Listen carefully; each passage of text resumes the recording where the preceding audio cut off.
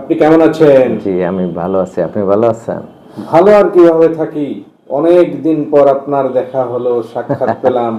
আপনার সেই সুমধুর কণ্ঠে যদি একটা গান শোনাতেন প্লিজ। গান শোনাবো? হ্যাঁ আচ্ছা, তাহলে বেশি না, চালান শোনা। হ্যাঁ, ঠিক আছে। জানতাম না প্রেম কারে বলে, তুই আমারে শিখাইলি।